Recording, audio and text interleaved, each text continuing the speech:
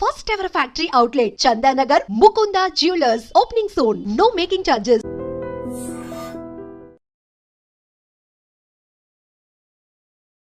తన మాజీ ప్రియుడితో కార్యక్రమాలు కట్టొస్తున్నాడని ముగ్గురు పిల్లల్ని చంపేసింది. పాము కూడా సిగ్గుపడి ఈ సంఘటన సంగారెడ్డి జిల్లా అమీన్పూర్లో జరిగింది. సభ్య సమాజం సిగ్గుతో తొలగిన గంటను గురించి ఒకసారి మాట్లాడితే ఆ తల్లి ముగ్గురు పిల్లలకి పెరుగంలో విషం పెట్టి చంపేసింది. చిన్నాడు స్నేహితులతో కార్యక్రమాలకి అడ్డొస్తున్నారని చంపేసింది. ఆమె ఎవరు, ఆమె గురించి ఆ భర్త ఏమంటున్నారు? ఒకవైపు భార్య జైలుకి వెళ్ళింది, మరోవైపు ముగ్గురు పిల్లలు సమాధులు అయిపోయారు. వాళ్ళని తలుచుకుంటూ ఆ తండ్రి ఎంత మానసిక శోభ గురవుతున్నాడో ఆ తండ్రిని అడిగి తెలుసుకుందాం. చెన్నై గారు నమస్తే అండి. నమస్కారం సార్. సార్, మీకు జరిగిన అన్యాయం పగవాడికి కూడా రాకూడదు, పరావాడికి కానీ పగవాడికి ఎవరికి రాకూడదు. ఎవరికి రాకూడదు సార్. కట్టుకున్న భార్య ఈ విధంగా మోసం చేస్తుందని ఏ భర్త కూడా అసలు ఆలోచన రాదు. అది ముగ్గురు పిల్లలు చక్కగా ఉన్న పిల్లల్ని చంపిందండి. ఆ తల్లికి అసలు మనసులకు వచ్చిందో కూడా మా ఫొటోస్ చూస్తుంటే అర్థం కావట్లేదండి. ఇంత దారుణంగా మా తల్లులు ప్రవర్తి, ఎందుకంటే చిన్నపిల్లలు తల్లులు అంటే మన అందరికీ అన్నం పెట్టి పెంచిన మహాతల్లులు, ఇటువంటి వాళ్ళు కూడా ఉంటారా అనేది కూడా ఆశ్చర్యపడుతుంది. సార్, ఒకసారి మీకు ఆ అమ్మాయికి ఎలా పరిచయమైంది, అసలు మధ్యలో ఆ వ్యక్తి ఎవరు, ఆ రోజు ఏం జరిగింది చెప్పండి ఒకసారి. నాకు పెళ్లి అయి 13 ఏళ్ళు అయిపోయింది సార్. 13 ఏళ్ళ నుంచి రాని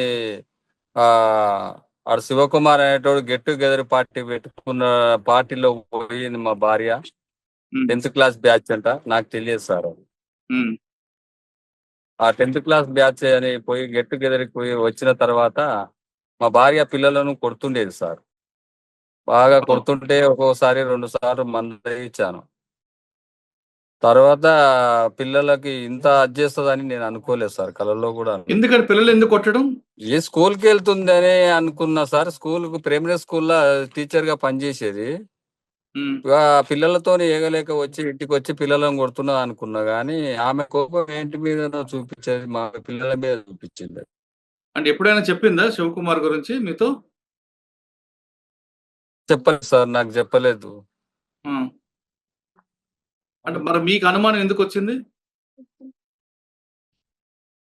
ఫోను మాట్లాడుతున్నది, ఇంట్లో మాట్లాడుతుండే. నాకు అనుమానం వచ్చింది. ఫోన్ మాట్లాడితే ఎవరు అంటే మా డి మేడం అని చెప్తుండేది సార్ నాకు.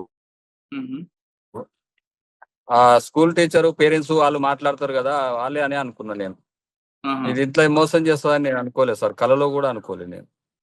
ఆయన ఎప్పుడైనా శివకుమార్ మీ ఇంటికి వచ్చాడా? నాకు తెలుసు సార్, వచ్చింది, నేను చూడండి ఎట్లా చెప్పాలి సార్. ఆ రోజు ఏం జరిగిందండి పిల్లలు? సార్ నేను చూడలేదు, డైలీ వరకు పనికి వచ్చాను సార్. నైట్ 9 గంటలకు నా పెద్ద బాబు నాతో మాట్లాడాడు సార్. అమ్మాయి మాట్లాడింది. తిన్నవా నాన్న అంటే తిన్న డాడీ అని మా పెద్ద అబ్బాయి చెప్పాడు. మా మమ్మీ కూడా తినలే అమ్మ, నీరసంగా ఉంది నాకు డాడీ అన్నది. అంటే అమ్మ మరి హాస్పిటల్కి వెళ్ళొద్దా రజిత, నీవు హాస్పిటల్ కన్నా చూపియవా అని నేను అడిగాను మా భార్య. అంటే నాకు ఒక కాలన ఇయ్యొచ్చు కదా నువ్వు అంటే, ఏం కాదు లే, పెరుగు తాగుతుంది మంచిగా అవుతుంది లే, ఏం కాదు అప్పుడప్పుడు ఇట్లే చేస్తుంది కదా అని అన్నది.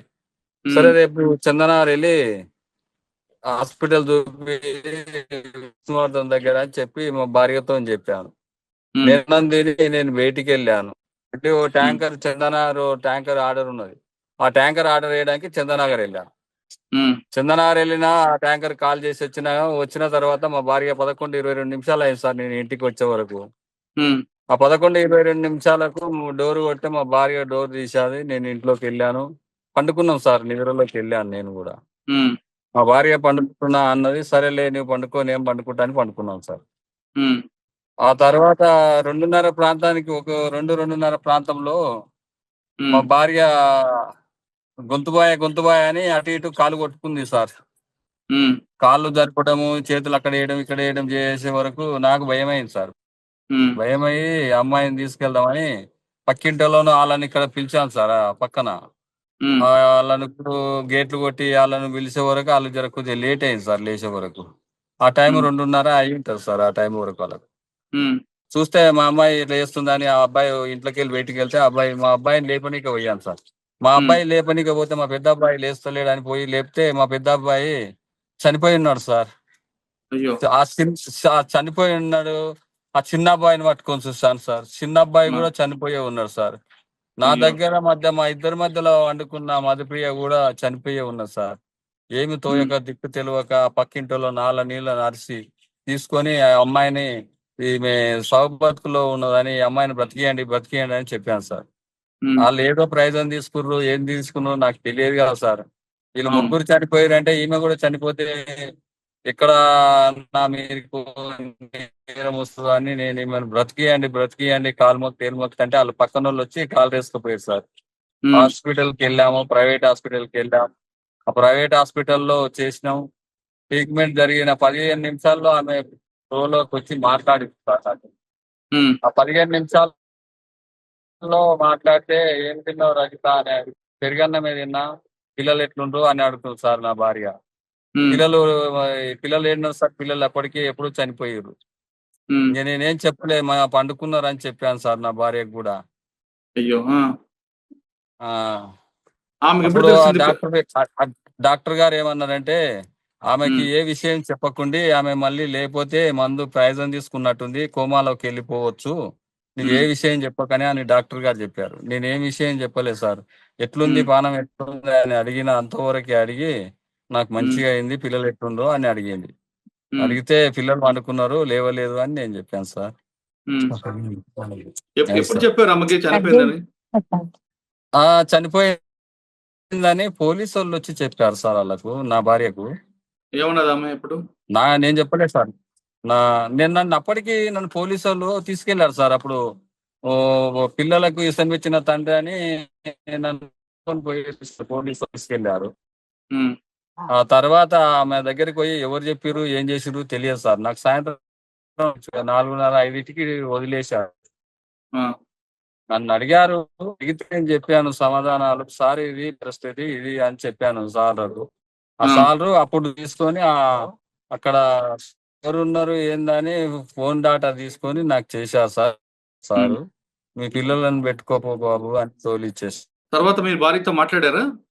హాస్పిటల్కి వెళ్ళి మాట్లాడాను సార్.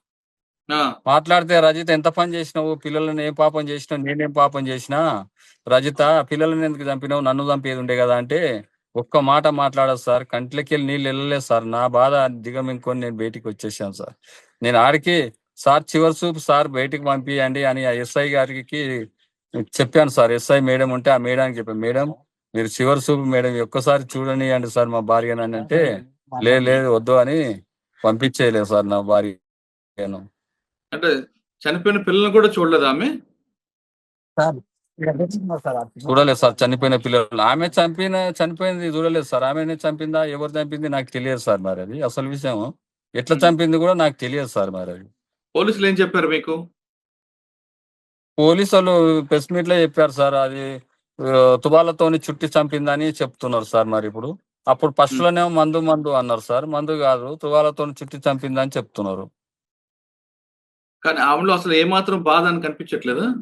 ఏ బాధ లేదు సార్ ఆమె.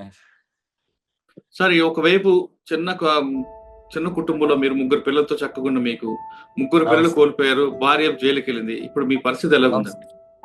నా పరిస్థితి కూడా ఏం లేదు సార్. నాకు రోజు సిరంజి బాటిల్ ఎక్కించిందాక నేనైతే ఉండలేకపోతున్నా సార్. ఇప్పుడే ఇంతకు ముందే హాస్పిటల్కి వెళ్ళి ఇప్పుడే వచ్చా. ఆ ముగ్గురు పిల్లల్లో మీకు బాగా పిల్లలు ఇష్టపడే ఆ ముగ్గురిని చూసుకోలేకపోయినా సార్ నేను అంతా. సార్.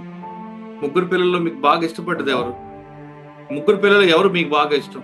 నాకు అమ్మాయి బాగా చదివేది సార్. అమ్మాయి బాగా చదివేది. అది ముగ్గురు నా పిల్లలే గాని చదువు బాగా చదివితే ఆ! చాలా ఇష్టపడేది. మంచిగా చదివేది. నేను చెప్పిన పని కాదనకపోయేది. ఆ! అమ్మాయి మంచిగా ఉండేది సార్ నాకు. హ్మ్. నాకు ఆడపిల్లలు ఏ ఆడపిల్ల అయినా నాకు చాలా ఇష్టం, గౌరవం ఉండేది సార్ నాకు ఆడపిల్లలు అంటే. మగపిల్లలకు అంటే ఇక ఆడపిల్లలే ఎక్కువ ఇష్టపడేది, ఏ ఆడపిల్ల అయినా సరే. ఇప్పుడు ముగ్గురు పిల్లలు లేరు కదండీ మీకు. మీరు ఎలా మరి మీ జీవితం? నా జీవితం ఏం చేయాలి సార్? నాకు వాళ్ళని చంపేస్తే నేను వేరే దారి ఎత్తుకుంటా సార్. వాళ్ళని ఉంచొద్దు. వాళ్ళు ఉంటే ఇంకోరు కూడా తప్పు చేస్తారు సార్ సమాజంలో.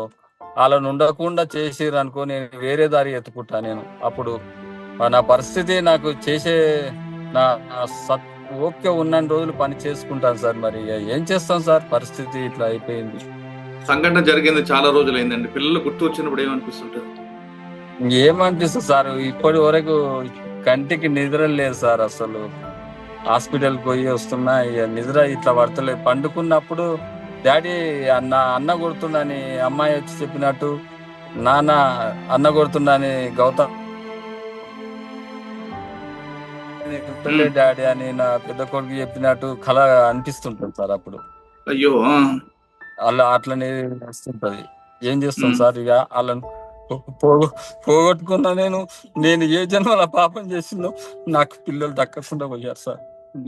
ఆ అమ్మాయి చంపకుండా ఉన్నది సార్, నన్ను చంపేది ఉన్నది సార్. నేను చంపినా నాకు బాధ లేకపో సార్. నా వంశం నిలవాడు, నా పిల్లలు తింటారు, నా సంపాదన అని నాకు కూడా తృప్తి పోతుండే సార్. నాకు నేను చంపడం ఏ ఎందుకండి? జన్మలో చంపడం కాకుండా నాకు చేసిన నీతో ఇష్టం లేదని చెప్పి వెళ్ళిపోవచ్చు కదా ఆవిడ, పిల్లల్ని తీసుకొని. వెళ్ళిపోయినా నేను నా ముగ్గురు పిల్లలు నన్ను మంచిగా బతికించుకుంటుండే సార్. 5th క్లాస్ చదివేటోళ్ళకి ల్యాప్టాప్ తెచ్చిచ్చిన సార్ నేను నా పిల్లలకు. ఉమ్. నేను పిల్లలకి ఏనాడు తక్కువ లేదు సార్. నేను సాయంత్రం డ్యూటీ దిగి వచ్చేటప్పుడు ఇంటికి ఏదో ఒక పండు ఏదో ఒకటి తీసుకొని వచ్చేది సార్. నా పెద్ద అబ్బాయి అయితే అన్ని పుచ్చకాయలేదే అంటుండేది. మా చిన్న అబ్బాయి ఏమో నాకు అరటి పండ్లు అని మా చిన్న అబ్బాయి చెప్తుండేది. మా అమ్మాయి ఏమో దోశదే అని చెప్తుండేది. నేను ఏదో ఒకటి పట్టుకొని ఐటెం తెచ్చి నా పిల్లలకి ఇస్తుంటా సార్. నేను పిల్లలు పుట్టినరోజు అంతా చెప్పండి. ఈ జ్ఞాపకాలు మర్చిపోలేకపోతున్నా సార్. నేను ఎట్లా మర్చిపోవాలనో నాకేం అర్థం అయితే లేదు సార్. పిల్లల పుట్టినరోజు చెప్పండి. 3వ నెల 2014 సార్. ఉమ్. సార్ పెద్ద ఆయన 2014 సార్. 25 3వ నెల 2014. ఉమ్. మదిపియ ఆ. July 17 sir. ఉహు. July 17 2015 sir. చెన్నై గారు, మీ ఆస్తి కూడా పేపర్లో కూడా మీ ఆస్తికి గౌతమ్ సంబంధించిన 2017 సార్. ఆ. సార్ మా భార్య పేరు మీదనే ఆస్తి, 2 ప్లాట్లు ఆస్తి మా భార్య పేరు మీదనే ఉన్నది. 2 ఎకరాల పొలం ఉన్నది. ఆ డాక్యుమెంట్లు అన్ని తీసుకొని పోయింది. ఎప్పుడు తీసుకెళ్ళిపోయారు ఆవిడ? సార్ ఎప్పుడు తీసుకెళ్ళిపోయారు ఆవిడ? ఎప్పుడు తీసుకెళ్ళింది తెలియదు సార్ నాకు. ఎప్పుడు తీసుకుపోయింది, ఎప్పుడు చంపుతుందో అని తెలియదు సార్. తెలిస్తే నేను చెప్పకున్నా సార్. నేను జాగ్రత్త నేను చూస్తుంటే ఆమె ఎప్పుడు తీసుకుపోయింది, ఎప్పుడు చంపాలి, ఎప్పుడు చేయాలని ఆమె ప్లానింగ్ తోనే చేసినట్టుంది సార్ నాకు. సార్, ఇప్పుడు మీ భార్య తప్పు చేసింది, జైలుకి వెళ్ళారు ఆవిడ. మీరు ఇప్పటికైనా ఆమె క్షమిస్తారా? లేదు క్షమించారా? సార్ ఎందుకు సార్ ఉంది సార్ ఆడ.